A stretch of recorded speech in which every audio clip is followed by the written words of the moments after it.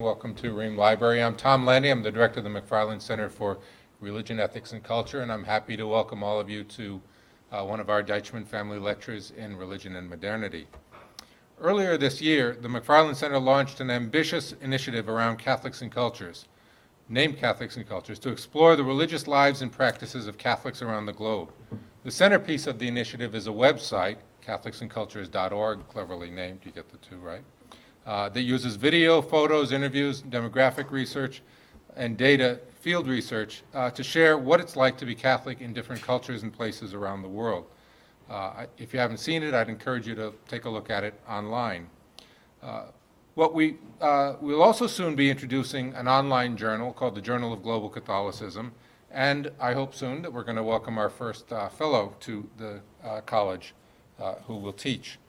The Catholics and Cultures website continues to expand and evolve.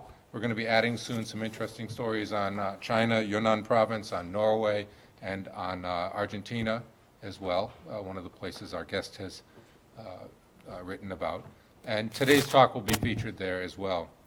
Today I'm really happy to welcome a scholar at the forefront of the kind of scholarship that Catholics and Cultures espouses, and one who has a great website himself that enhances and supports his scholarship.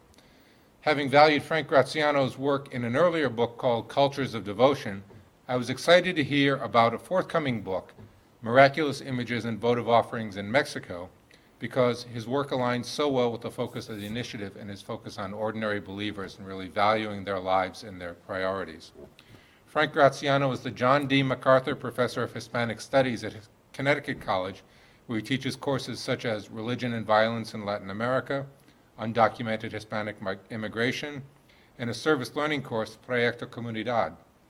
He's received grants and fellowships from the National Endowment for the Arts, the National Endowment for the Humanities, the American Council of Learned Societies, the John Carter Brown Library, the Fulbright and Fulbright Hayes programs, and the Rockefeller program at Bellagio Center, which makes me jealous. Frank also has done a great deal of work on folk saints in Latin America, which is where we're going today. And you can check out the first book I mentioned, Cultures of Devotion, published in 2006, and a complementary website called culturesofdevotion.com. He's also the author of The Millennial New World, published in 1999, and Wounds of Love, The Mystical Marriage of St. Rose of Lima in 2004. Frank's work in Latin American culture has not been limited to religion. He recently published a book on undocumented Dominican migration, which looks at the complex factors that motivate migrants in the Dominican Republic to take to the sea. And his early work explored themes in poetry, literature, and politics in Latin America. So please join me. It's a great pleasure to welcome Frank Graziano to Holy Cross.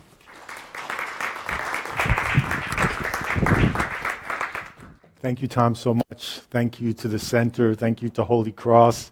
And thank you especially to all of you for coming. Most of you probably had to come, but thanks anyway for coming. Can you hear me with this thing? Okay.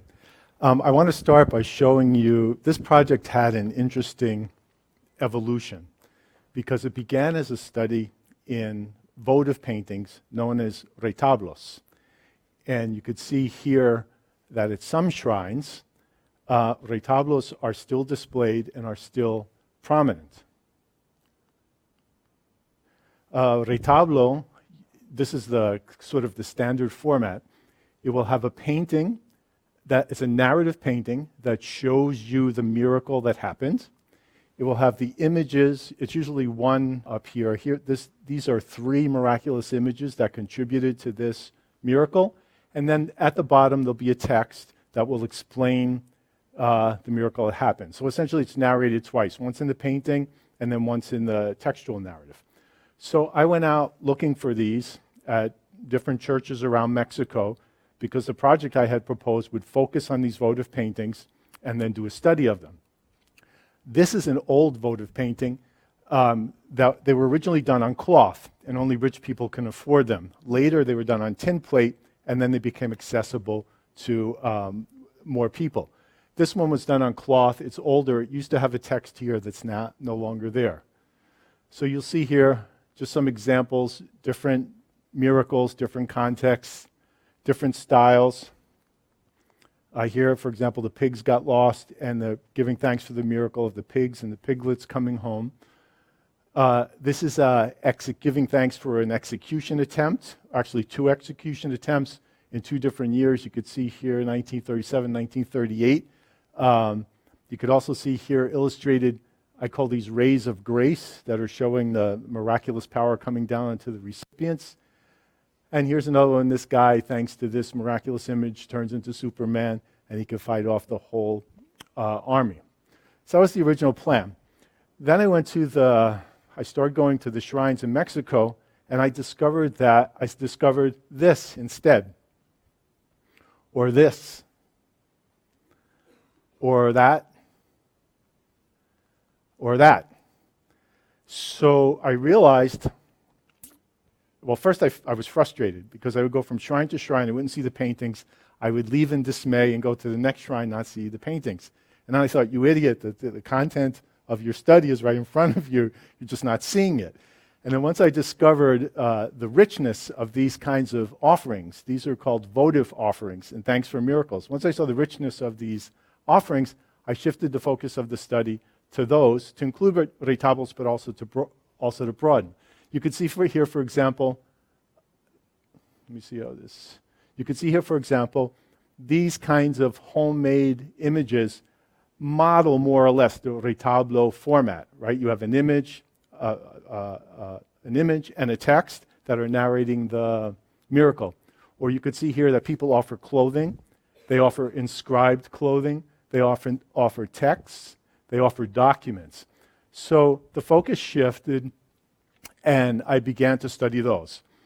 So what I'm going to do in the early part of the talk is I'm going to just take you through a bunch of votive offerings, different styles of votive offerings, so you get a sense of them, understand them, and can see what the range is, the variety is. But before we do that, I want to explain, just want to give you 2 minutes of context. Everything we're going to see today falls in the context of what I would call petitionary devotion.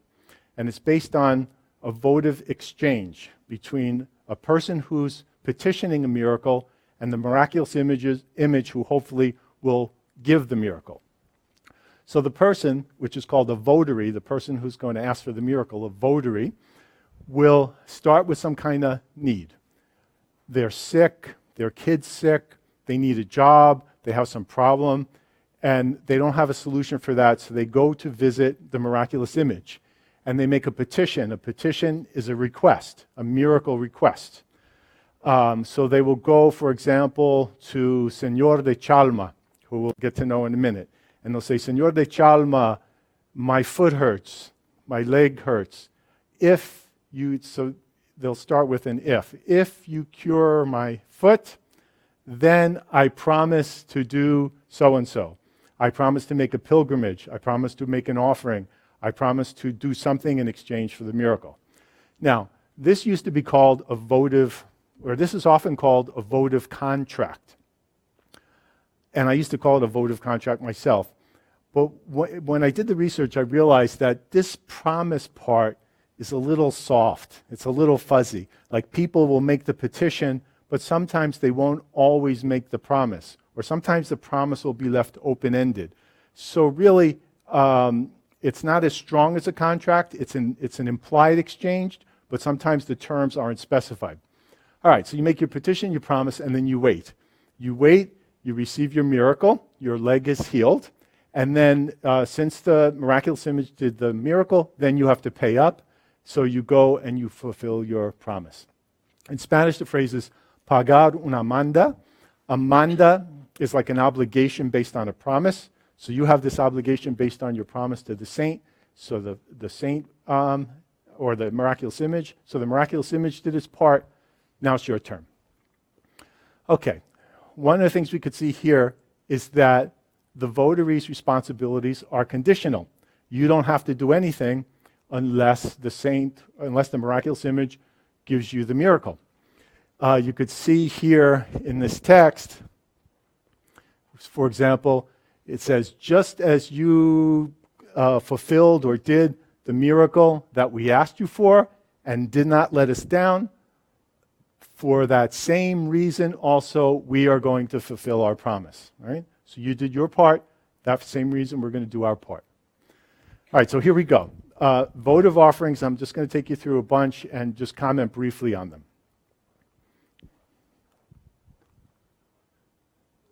Collages are probably the most prominent type of offering that are made today.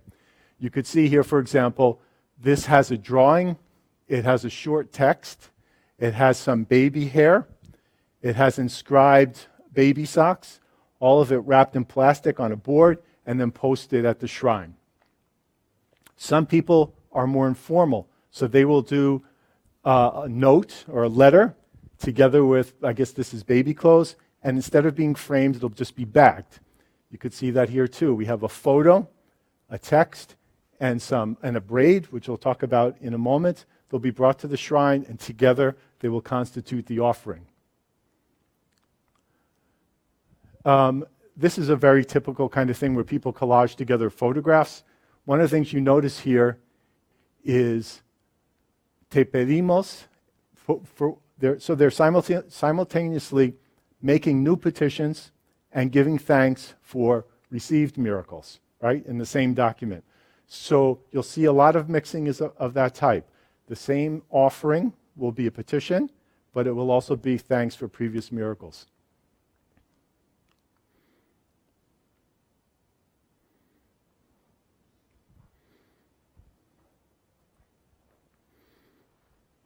Okay, milagritos, these are anatomical offerings that go back millennia around the world. They've been offered in all kinds of different cultures. In Latin America, they're very prominent, and they have many different types.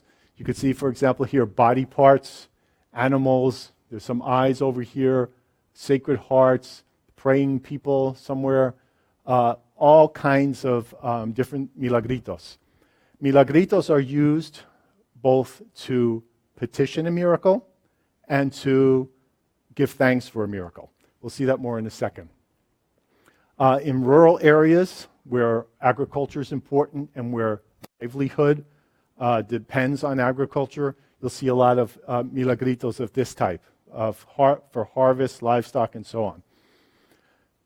This is La Virgen de Juquila. And you can see here, there are a lot of house milagritos together with money and fake money. All right, so this is just quickly, I'd like to sort this out for you. When you have a votive offering, there's a process of symbolization going on. What does that mean? It means your arm hurts, so you're going to make a petition, please cure my arm. And then you're going to wait, you're going to get your miracle, and your arm will be miraculously healed. So then you offer a symbol, the arm milagrito, right? That represents the healed arm, the process of healing the arm. Now, when you make a petition, use a milagrito to make a petition, it works just exactly the other way around. Your arm hurts, so now what are you going to do? You're not going to go to the doctor, you're going to go to the church. You're going to present the arm milagrito at the church, asking that your arm be cured in advance, right, prior to the miracle. You receive the miracle, and then your arm is healed. So that symbol you left in the church results in actual miracle and actual arm healed.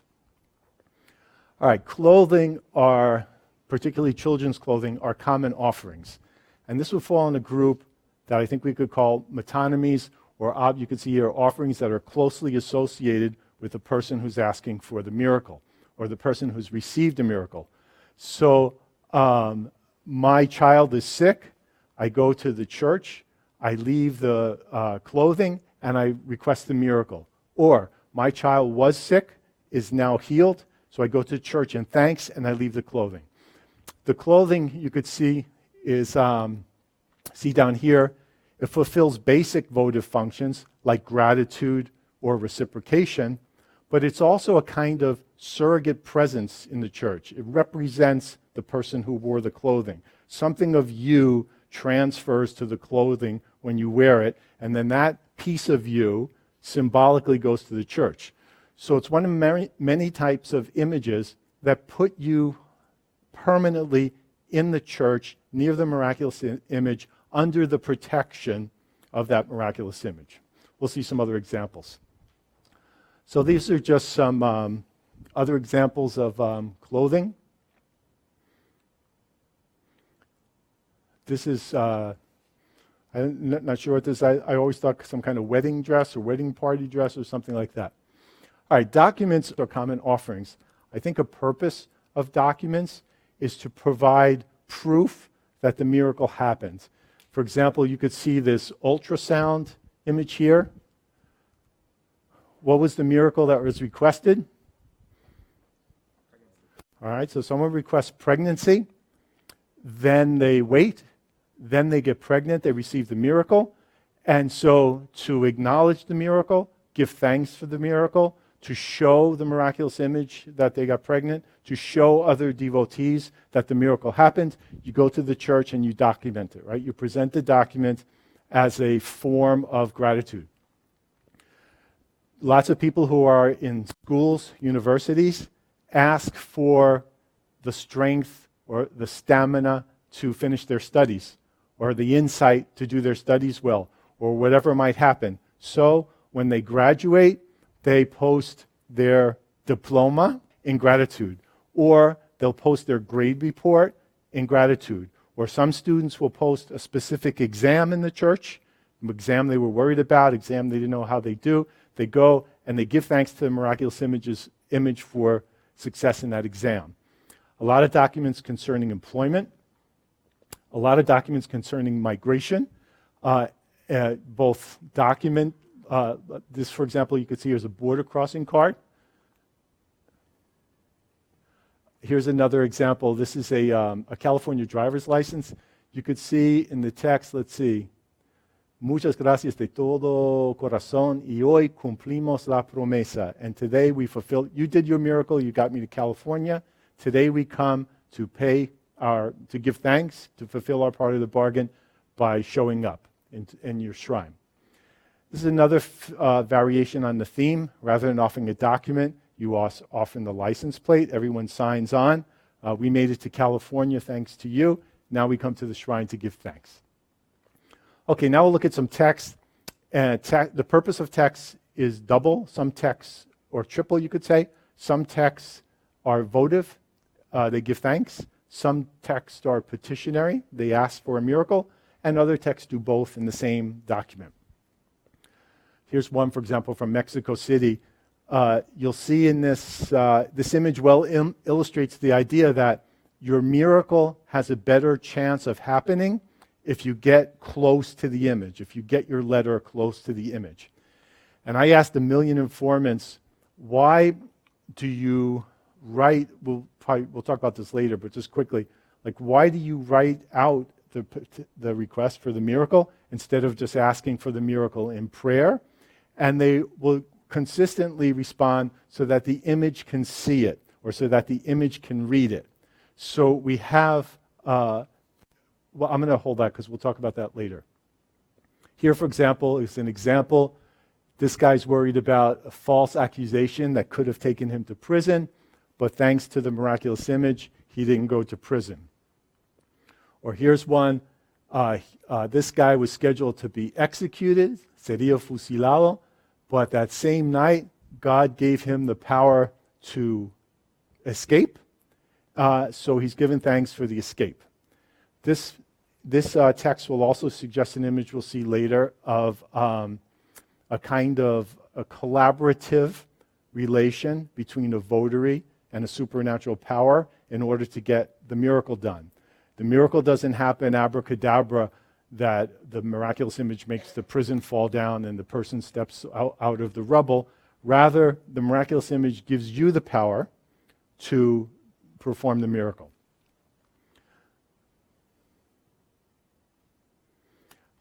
This is an interesting example because there are multiple petitions.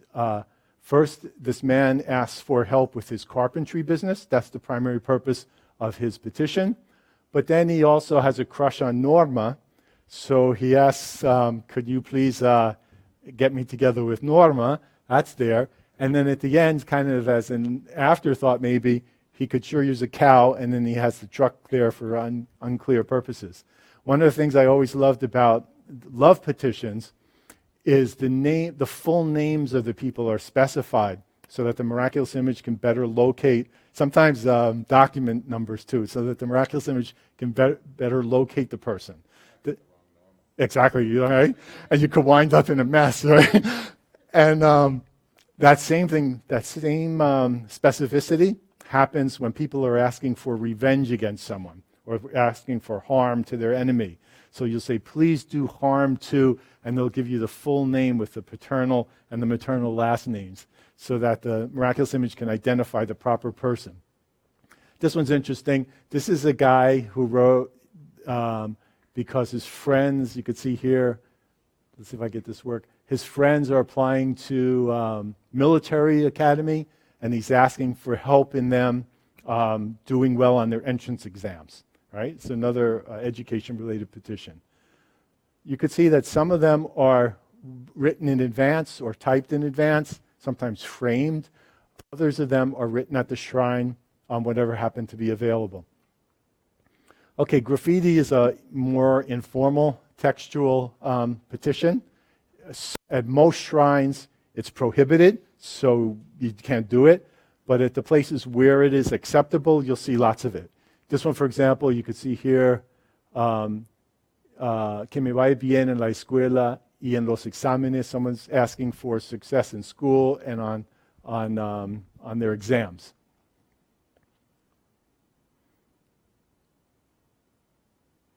This is in Juquila, devotion to the Virgen de Juquila, where the mud at the site is sacred. And people go there, we'll see some more of that in a minute. People go to the site to make objects out of the sacred mud, but they also do graffiti and wall petitions made out of the sacred mud. Here's some graffiti here, a votive graffiti. And here I love this one. This is in candle wax. Someone wrote, ayúdame, help me. Okay, inscribed objects.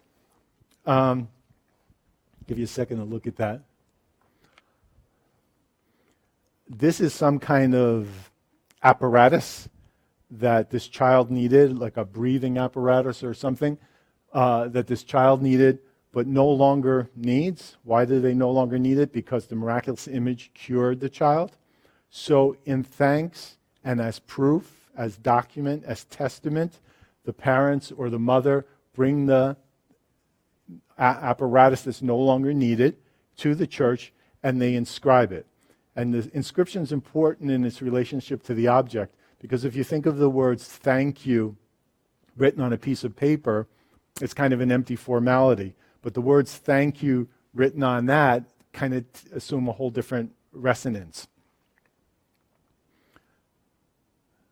This is giving thanks for giving him the strength to bear it. Again, the idea of collaboration. Okay, harvest, we mentioned this with the Milagritos. Agriculture is going to be important in a lot of contexts, and so offerings can be agricultural. This is in San Juan de los Lagos. This is an offering to the Virgen de San Juan de los Lagos. And what you're seeing there is there are fruit growers in the state of Puebla who every year make a pilgrimage to give thanks for their bountiful harvest. So they'll load up all these trucks with apples, and they bring them to the church. The apples are placed all over the altar, and then they say Mass and thanks for the harvest. So that's a votive expression. It came after the miracle. This, on the other hand, this is in Talpa, Virgen de Talpa. This, on the other hand, is a petitionary display, because this will come right before the harvest, and you're asking for a bountiful or good harvest, right? So there'll be a Mass said. I think, if I remember right, there's a procession, and then the harvest will happen. Okay, when we looked at the clothing, we talked a little bit about how the clothing represents the person at the shrine. This is particularly the case with photographs. Putting your photograph in a shrine is a way of representing yourself before the miraculous image and putting yourself under the care of the miraculous image. People would call it commending yourself to the miraculous image.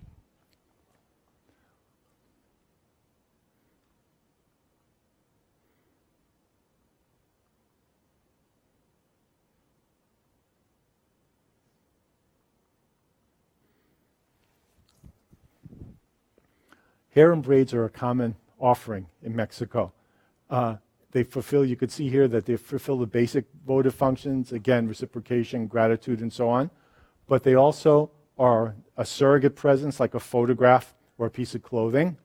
It's almost like, if you think about it, it's almost like a DNA signature. It's a part of your body that you're leaving at the shrine, right? Here's a piece of me. And it also represents a sacrifice. People will talk about, I grew this braid for a year, for 2 years, for however many months that I love, and now in gratitude, in sacrifice, I'm going to cut it off and offer it. So it's a complex offering that has a bunch of meanings at the same time.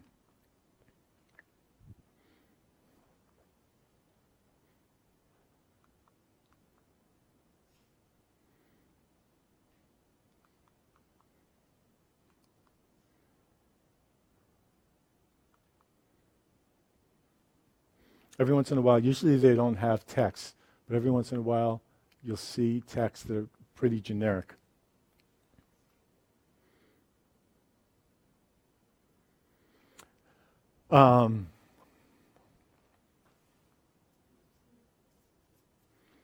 This is kind of interesting. There's this card up here that you see up here. This is from what's called a juramento. A juramento is a vow. And vows are very common at shrines throughout Mexico. They're usually for things like drinking and drug problems.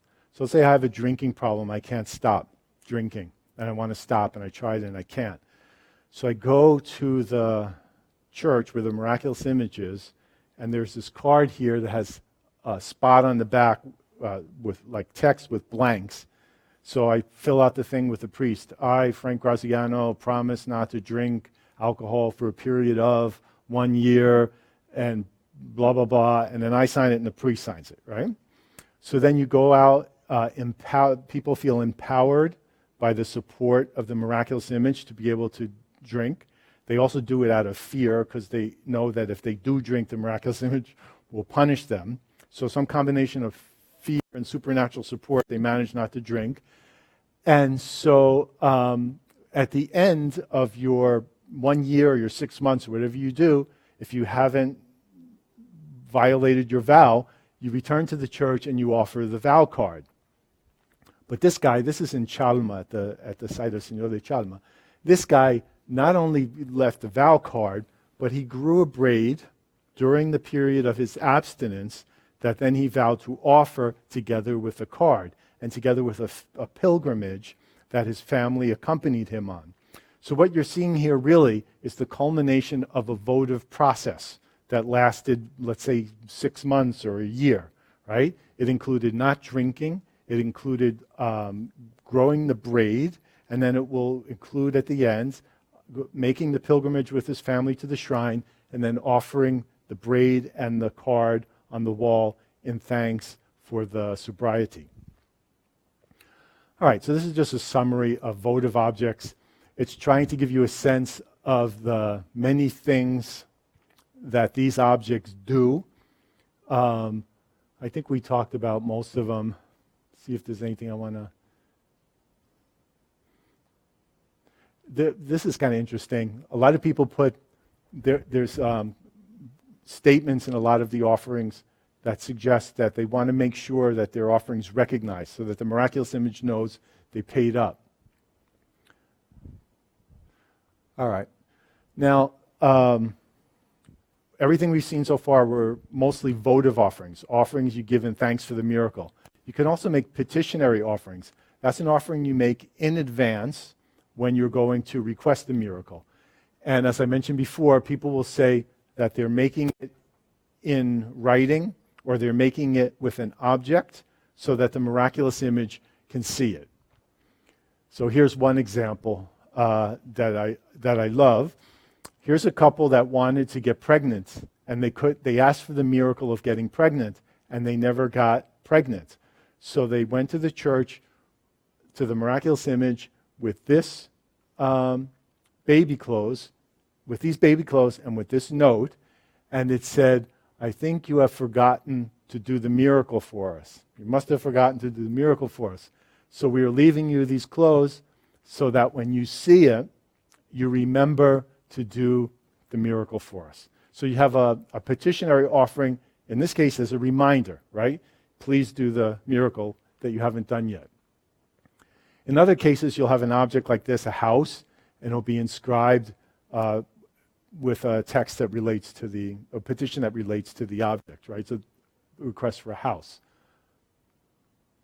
This is in Mexico City, in the cathedral, and there's a saint there, San Ramon Nonato, who you offer locks. You offer locks to the saint. You know why you offer locks? Anybody? It's because when someone's gossiping about you and you want to shut them up, like to lock their lips, you go to the church and you offer locks. So that's the only offering to the saint. And In India, it's for a wedding. oh yeah, exactly, yeah, like a bond, right? Yeah. So that's one possibility. This is a little truck that a kid offered, and it said, "Cuida mi papi," take care of my father, who's a tractor trailer driver. So, the object's offered in advance to request a miracle. This is in Juquila, we saw earlier, where we were talking about the sacred mud. And so people will make objects out of it to petition what they would like. So you could see here, for example, a kind of farm or ranch arrangement, a house, a car, a book, people back here, and there's probably some indication back there of a child or of pregnancy. This is just some images of the people, you can see down here, of the people forming the objects that then they will leave for the Virgen de Juquila.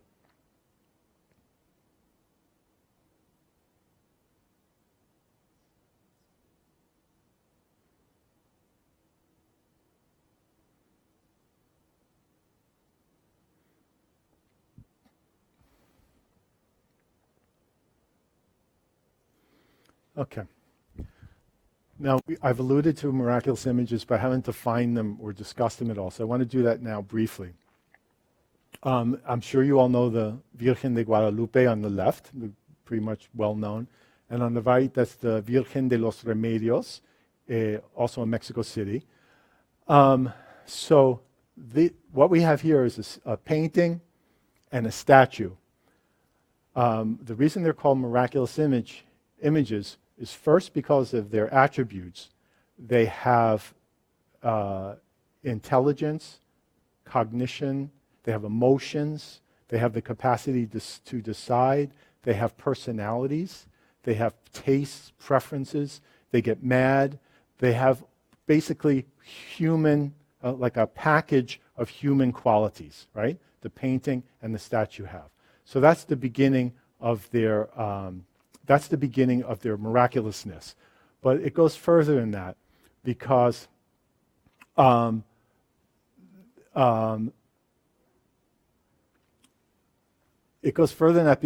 there's a certain, let me see how the best way to do this.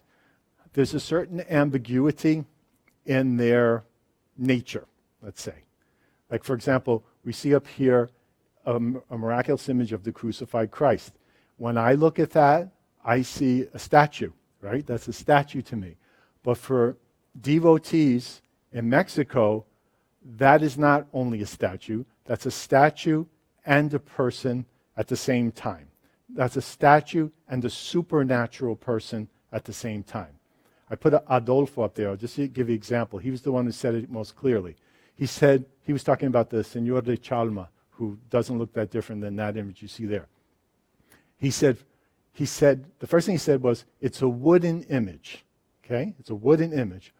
But for us, he's a person who we come here to his home to commend ourselves.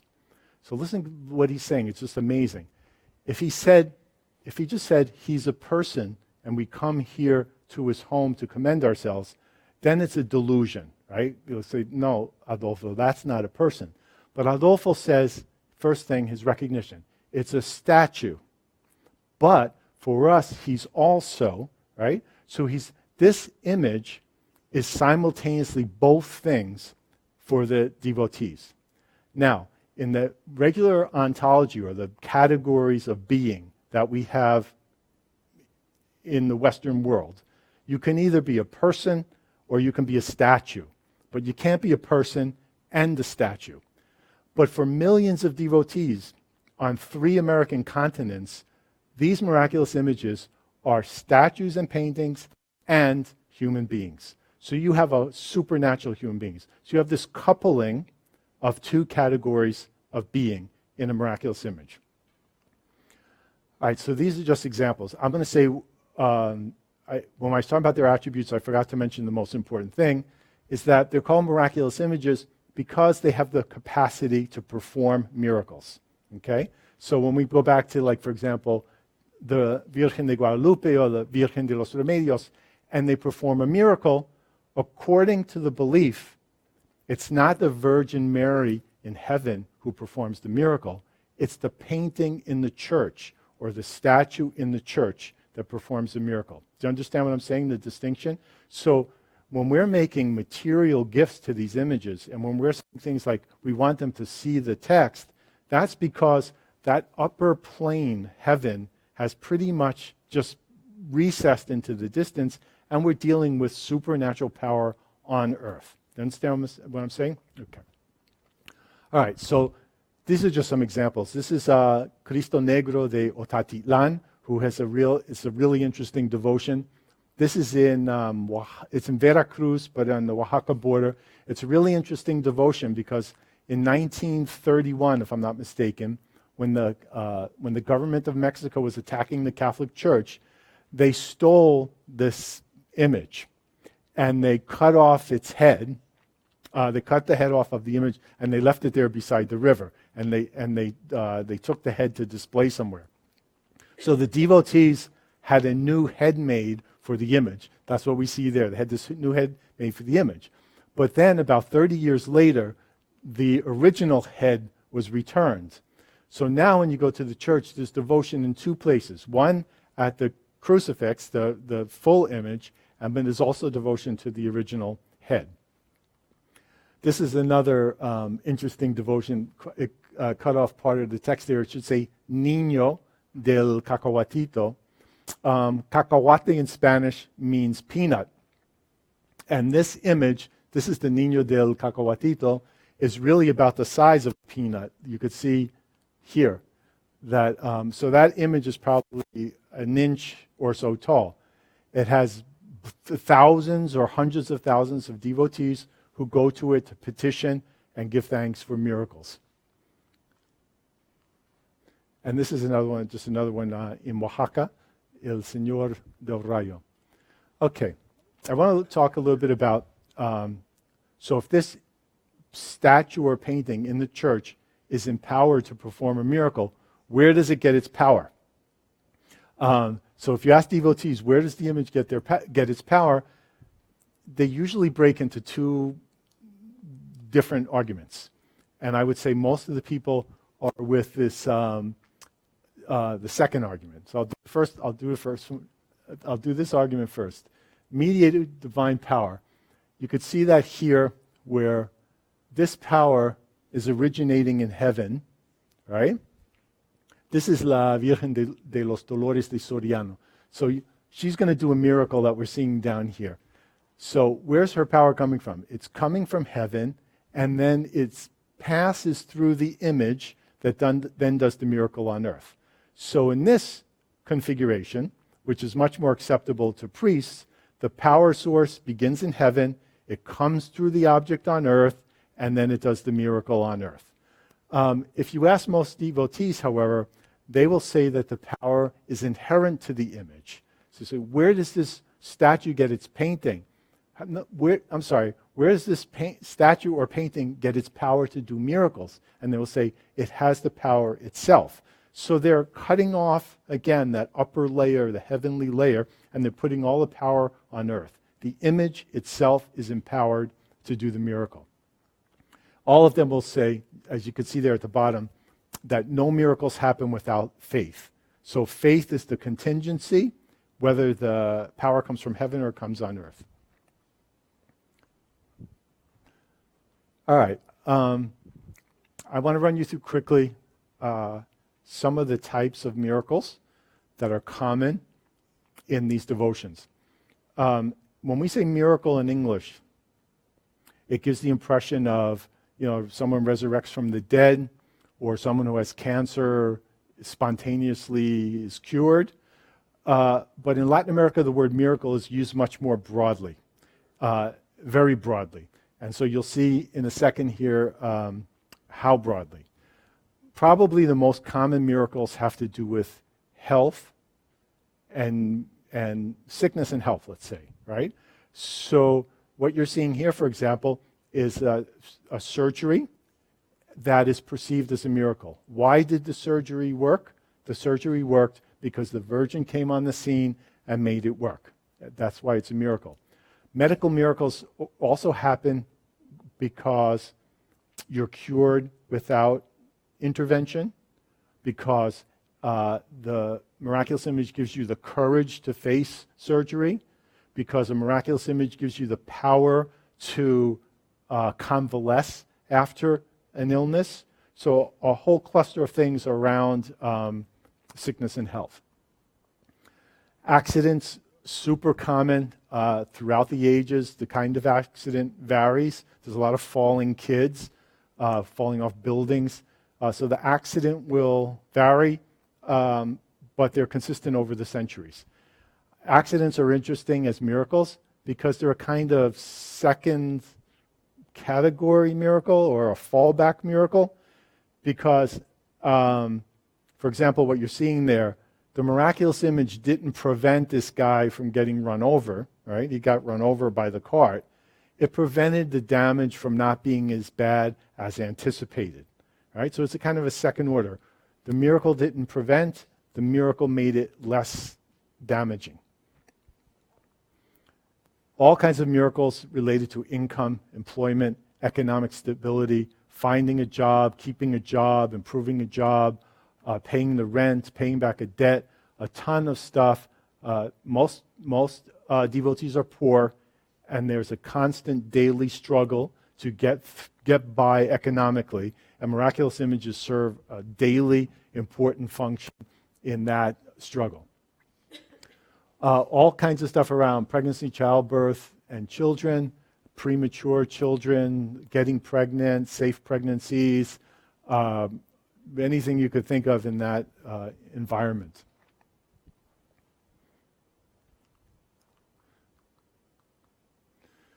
Family more broadly, problems with kids, problems with the drunk husband,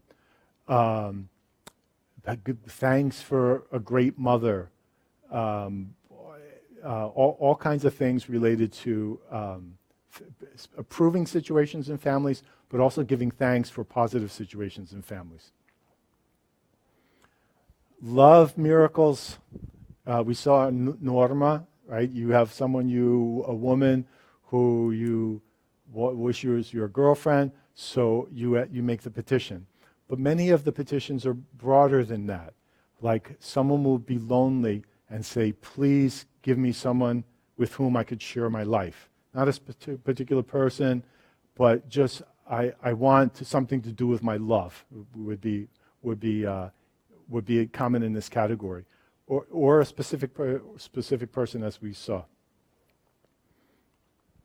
Homes, not necessarily because you live on the street, but lots of people, common in Latin America is that when you get married or when you get together with someone, you live with the parents of one or the parents with the other.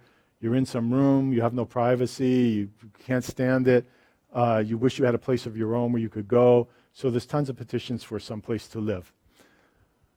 Material gains you could see there of all types, and also their relation to employment, like you want a shovel or you want a whatever because it's going to help you do your job. Agriculture we've seen, rain, harvest, animals.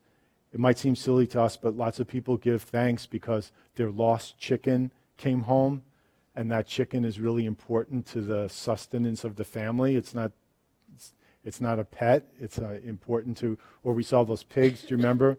Or livestock gets sick, and then if your livestock dies, that's where all your investment is, and then you have no sustenance.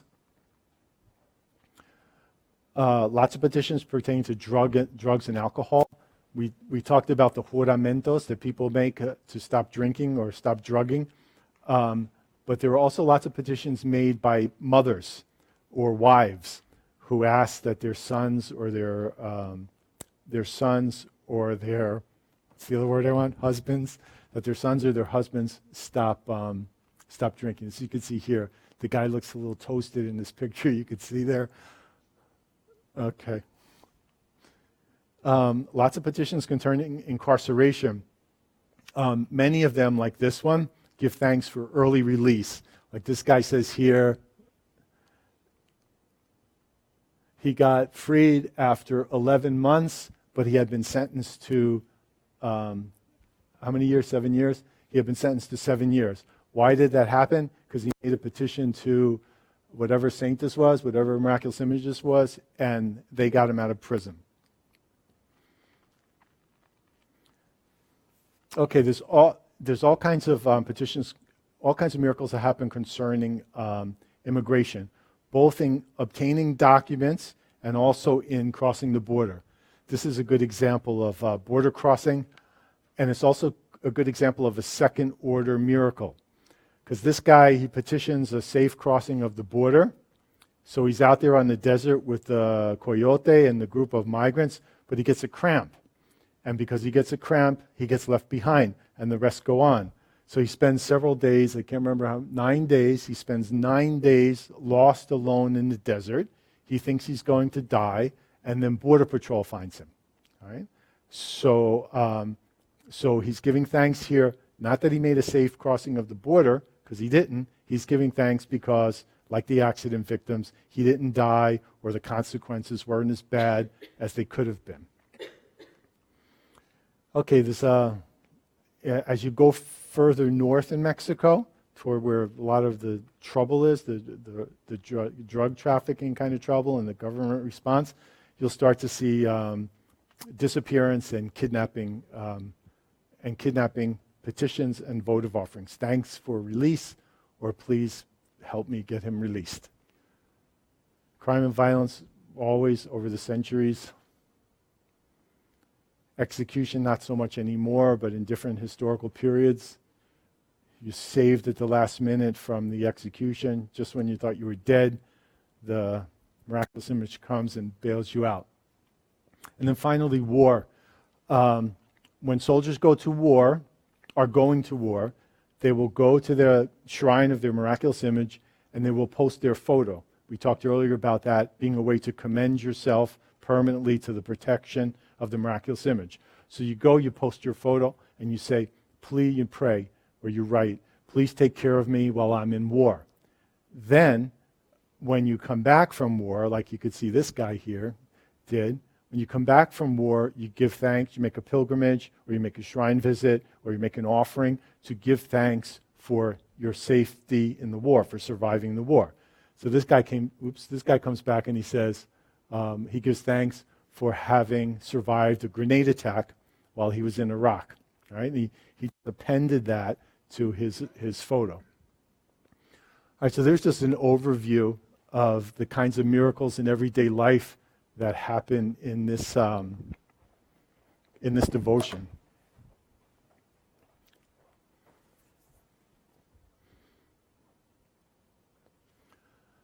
All right, we're almost done, so don't despair. When you have that many types of miracles, and miracles happening every day, it calls into question of what exactly is a miracle, right? And I want to just suggest to you very briefly that a miracle is not an event, it's an interpretation. We use, for example, the surgery. So I have cancer, and I go to the doctor, and he performs surgery on me, and he gives me chemotherapy, right? So before all that happened, I went to the Virgen de los Remedios, and I said, Virgen de los Remedios, cure me of the cancer. So I go to the doctor, I have the surgery, I have the chemotherapy, I come out the other side cancer-free, and I go back to the church and I say, thank you, Virgen de los Remedios, for curing me of cancer, which is what would happen. Now, for that votary who went through that process and felt at the end that she had received a miracle that cured her of cancer, it's indisputable. A miracle happened. It happened because she petitioned it and petitioned it ritually correctly, and it worked out. If you ask the doctor, why is this woman clear of cancer? He would say because the chemical composition of the chemotherapy in relation to the particular type of cancer, blah, blah, blah, and it cured her. So you can have two different explanations for the same event, right? And both the doctor and the woman are going to be certain that their explanation is correct. I'll give you another example. Tonight, when I leave here, I'm going to drive home. And before I leave, I'm going to say, Virgen de Juquila, protect me on my journey. Right? If I get home and my car hasn't crashed, then according to this understanding, that's a miracle because I petitioned protection, I got home without harm, and therefore the Virgin protected me miraculously. But I could have gotten home without harm for other reasons, that I wasn't drunk, that my car worked, that I didn't fall asleep, that I paid attention, like a number of practical reasons. So you're putting an event out there, something that happened, and then people are interpreting it in different ways. In the context of these devotions, it will be interpreted as a miracle. One of the reasons this happens, we've alluded to, and I just want to say briefly a couple of things about it, and then I'll end. Miracles don't happen magically in this understanding, in this devotion, these devotions. Miracles don't happen magically, abracadabra, like you want a house and the house falls out of the sky. Like I remember one guy told me, for example, if I petition a house, the Virgin of Guadalupe isn't going to make a house come down from heaven. She's going to give me a job so then I can build a house or buy a house, right? So she's going to enable me to fulfill the miracle. So you have this combination of supernatural power, or sacred power, we could call it, sacred power on the one hand, and human action, efficacious human action, efficacy, agency, on the other hand, that are coming together to make the miracle happen. Do you understand what I'm saying? I'll give you another example. This one guy, Pedro, I put him there at the bottom to remind me. He had his family had a ranch in Puebla, and some of the neighbors stole some of their cows, their cattle. So Pedro and his father went to the neighbors to get back their cattle. And the neighbors tied them up, beat them, and they started torturing the father. One of the things they did to him was they cut the tendons on the back of his hands. Horrible. So Pedro, he was 19 when this happened. I don't know how old his father was. So Pedro finds himself in this situation. He's a devotee of the Virgen de Guadalupe. So he prays, Virgen de Guadalupe, sálvame, sálvanos, get us out of this mess, right? 10 minutes later, the police arrive, okay? And the police freed Pedro and his father. Now, the Virgen de Guadalupe didn't send a lightning bolt down from heaven to kill the people. She didn't do anything magical. There was in the devotion, in the understanding of devotion, there was a combination of she used human resources to get the job done, right? Pedro needs to be saved, and so that's going to happen using human efficacy. So again, a combination of sacred power and human agency. So with these last slides, then I'll end. I just want to show you some examples. This is a typical situation. This is one of the retablos we talked about at the beginning. And this guy here fell into the river. So now he's in trouble. What am I going to do? I fell into the river. So just as he fell into the river, he invocó al Señor de la Santa Veracruz. He invoked the help of this particular miraculous image.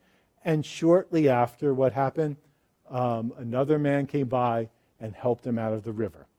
So when you make your thanks, do you give thanks to the other man who helped you, or do you give thanks to the miraculous image? You give thanks to the miraculous image because the miraculous image sent the guy. You probably give thanks to the guy too.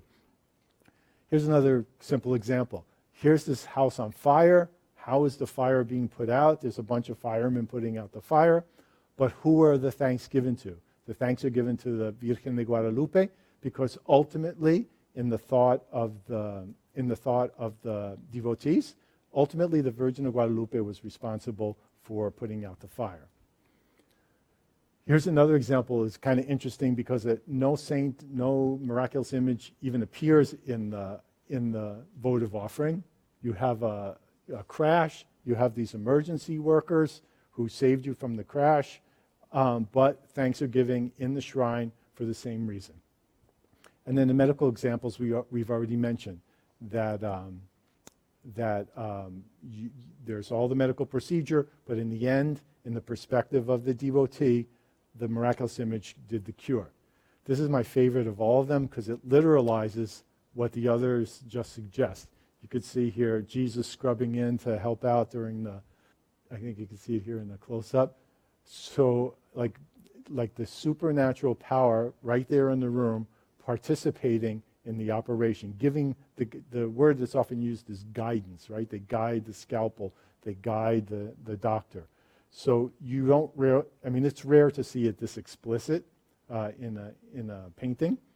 Usually it's just suggested, but in this one, you see explicitly what others only suggest. Thank you very much. I'm happy to try to answer your questions if you like. I want to show you too, this is in my new book that's going to be out in a couple of weeks. It also has a website.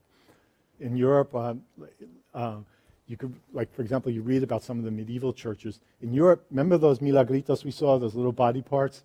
In Europe, they made them full size. To your actual, like if I did a leg, it would be the size of my leg. And they made them out of wax, which is really creepy because it has the same color almost as skin. So there'll be all these arms and legs and heads, and they would hang them from the ceiling. And sometimes there's so many of them, the ceiling would collapse, so they move them to the courtyard. And you could still see them some places. So I think a lot of this was European practice, but then of course it evolves, it syncretizes as it comes to the Americas and different things happen.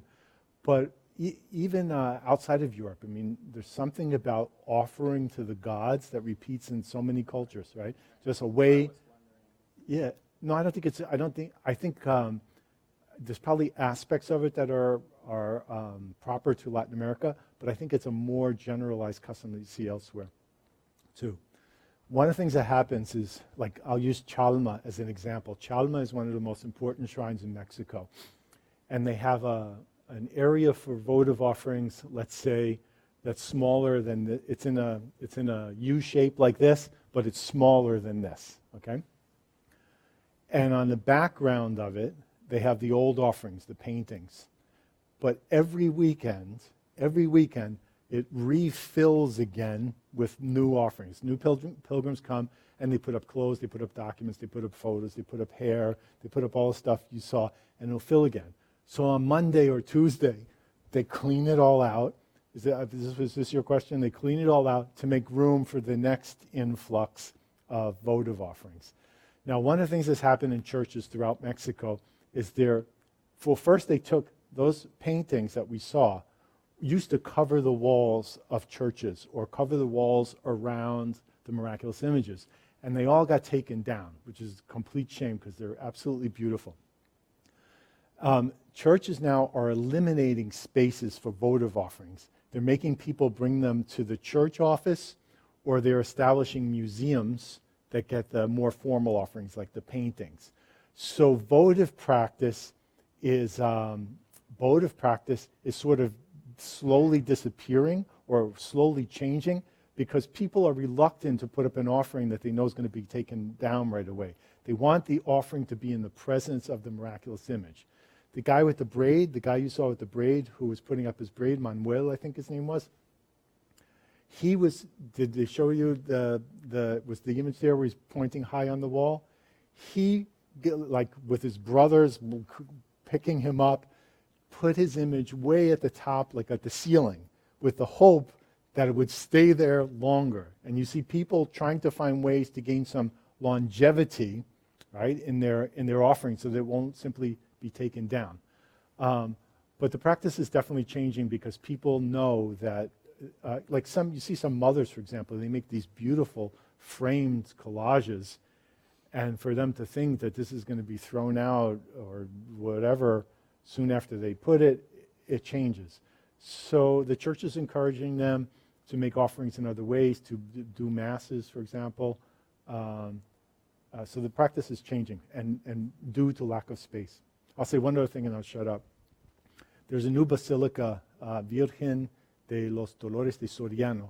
It's a huge, elaborate, beautiful basilica.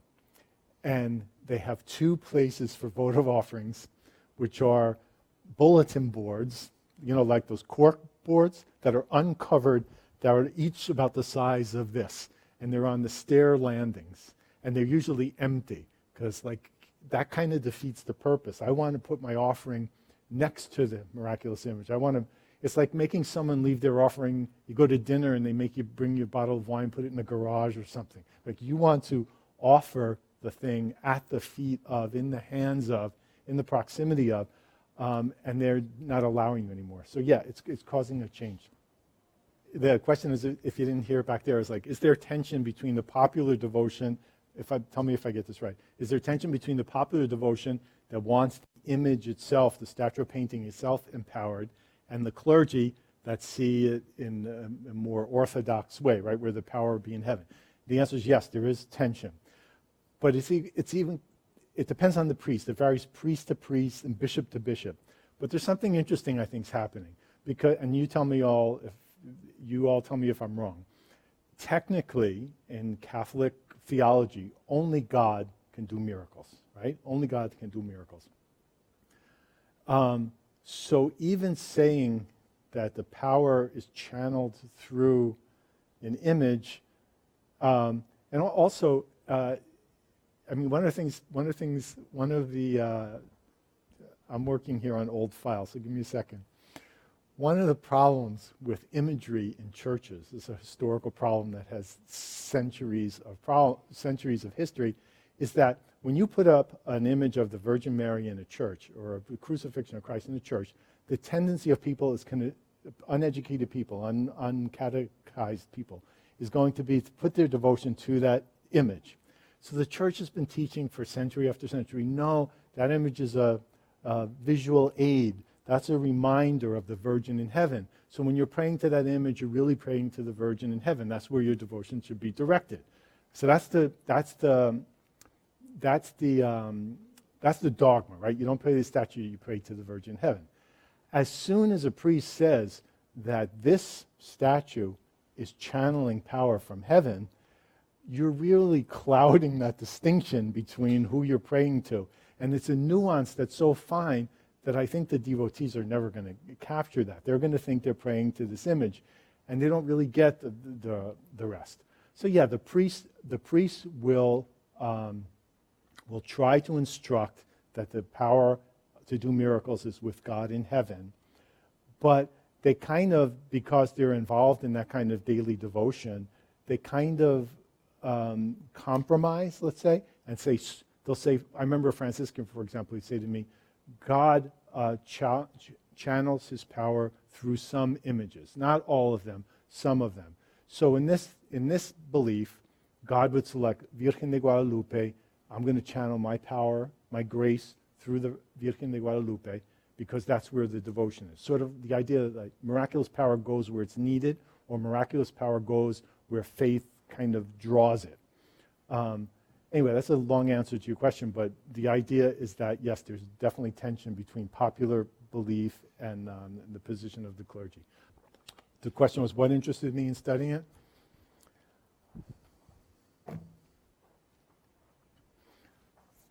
Let's see. I'm fascinated by faith. I'm fascinated by lived faith. I did Tom mentioned it earlier, I did a book on folk saints in different Latin American countries. Folk saints are saints that aren't canonized by the Catholic Church.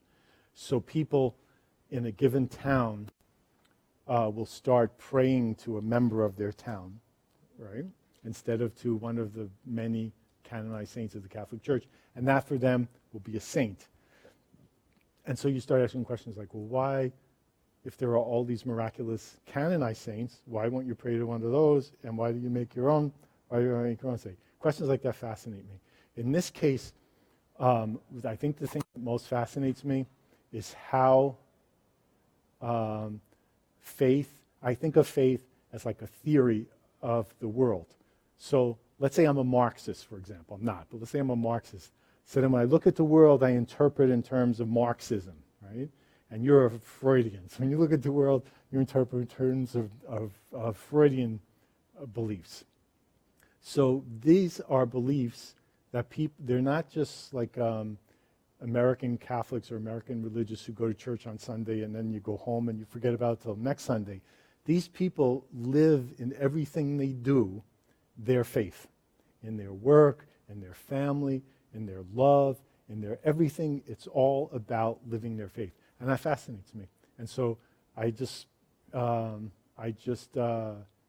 and it fascinates me too, just the belief that an object, like a painting or a statue, can perform miracles. I just find that incredible. It's the same question we asked before. If you have supernatural figures in heaven that perform miracles, why do you prefer the statue in your church? Right? Why do you prefer the painting in your church? Why do you need that instead of praying to a supernatural figure? The idea of trying to ground devotion in our world, our everyday world, make it tangible, make it something I can relate to. Those miraculous images are literally people for their devotees. They will sit there and they will talk to them, and they will ask their guidance, and they will confess to them, and they will plead with them as though they were confidants, really. Some miraculous images are specialists, right? Like Niño, well, they're specialists and generalists at the same time. I'll give you an example. Niño del Cacahuatito, that little one, because he's little like that, he gets associated with childhood and childbirth. So when you go to his shrine, most of the petitions from mothers giving thanks for their children, giving thanks for this safe childbirth, things related to infancy. So that's the specialization. But at the same time, he's a generalist. So if I'm going to war, I could leave my thing there and say, please protect me in war. So a specialization, and then, yeah. One of the things you notice, too, in these devotions is it all depends on how, there's no fixed norm. There's no way you ask for a miracle. There's no fixed way you give thanks for a miracle. There's no fixed way you perceive the miraculous image. So it's very subjective and personal. So for you, Niño del Cacahuatito might be, that's a maternal saint. For someone else, it might be, no, that saint is for something else. But usually, the offerings will tell you what the specialization is. We didn't see the image here, but there's one statue, I think it was in Mexico City. It's a statue in a case lying down, a glass case, and in front of the statue, there's a row, the whole length of the thing, a row of milagritos, a row of pregnant women. Right? So obviously that's the specialization in pregnancy, right?